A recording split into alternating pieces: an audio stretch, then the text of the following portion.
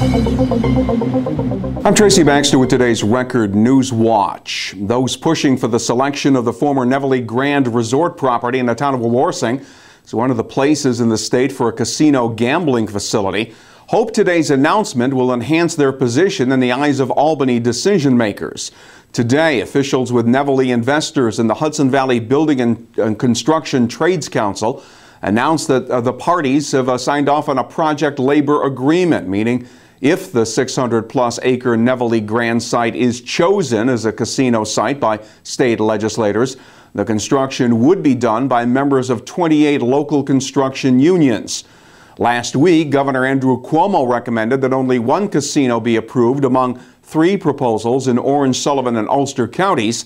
Those attending today's announcement say they'll lobby for at least 2 regional casinos, one at the Nevele and the other at the former Concord Hotel in Monticello. There's room for at least 2 casinos in the Catskills. They've promised us that for years. We had the old Buttons room for 5, room for 7, 3 casinos. I mean, I think putting 2 casinos in Sullivan County and Ulster and Sullivan County is not a stretch. So we're pushing for a casino in Ulster County.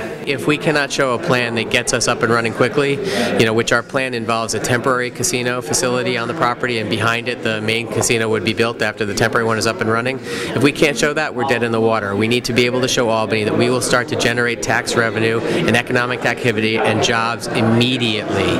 And so that's our plan, and we're intending to do that. What you're seeing today is the ability of different interest groups to come together and create a project that will benefit them all. Ulster County Executive Michael Hines says the Nevele bid could now be at the forefront because of today's announcement.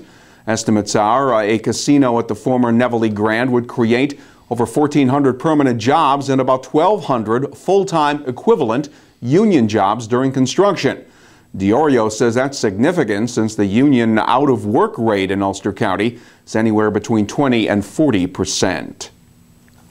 Police in the town of Woodbury continue their attempts to solve a mystery that unfolded days ago when 2 men walking through a section of woods discovered a human skull and other skeletal remains off Turner Road in Central Valley.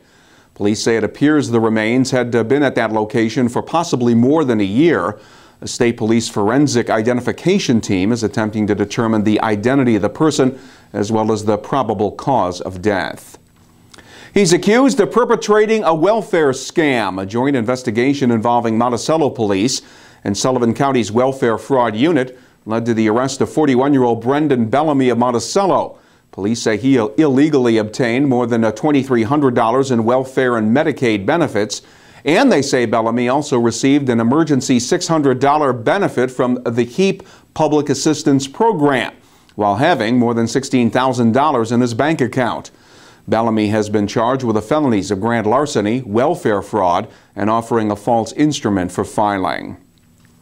Elsewhere, a bail was set at $50,000 cash and $100,000 bond for 22-year-old Kevin Quick of Kingston, an unofficial volunteer assistant coach with the Kingston High School crew team who has been charged with having sexual contact with 2 underage teenage girls. Quick was arrested Saturday and charged with the rape of a 15-year-old girl in Esopus and forcible sexual contact with a 16-year-old girl in his town of Kingston home on several occasions over the past couple of months. Quick was reportedly dismissed from his volunteer post with the crew team prior to the filing of charges. It began when a burglar alarm sounded Saturday at the American Legion building on Old Route 28 in the town of Shandaken. It ended with the arrest of Daniel Toohey, but not before the 45-year-old LaGrangeville man had led police on a chase that ended along Route 28 in the city of Kingston. Toohey had initially failed to stop when a state police car had tried to pull him over in Shandaken. Police later got him pulled over in Kingston. Toohey faces charges of criminal possession of stolen property, unlawfully fleeing a police officer, and DWI. Out with the old, in with the new. It did not take long for the old town of Wallkill salt barn to come tumbling down early this morning. The structure at the town highway garage on Route 17M and Route 302 was demolished in order to make way for a new structure. Town DPW officials say when it's built, the new barn will be able to hold more than double the amount of road salt the old one could accommodate.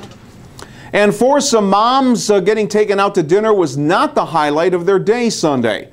More than 70 of them hopped on bicycles and took part in the first ever Woodstock Cycling Grand Prix on Mother's Day. Race distances varied from 34 to 53 miles, giving moms a different way to celebrate their day. The event also attracted several elite cyclists and also served as a fundraiser with proceeds to benefit several women's causes as well as athletic programs.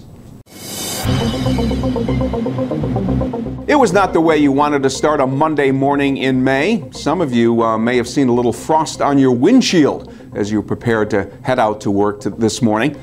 It'll be another chilly night, and that means the possibility of more frost early Tuesday morning. It will be mostly sunny Tuesday with the highs around 65 degrees. And it will be a little warmer on Wednesday with temperatures getting up to around 70 degrees under a partly sunny sky. Get the news and information you need to start your day in tomorrow's Times Herald Record. And when news breaks, you will find it right here at Record Online. For Record Newswatch, I'm Tracy Baxter.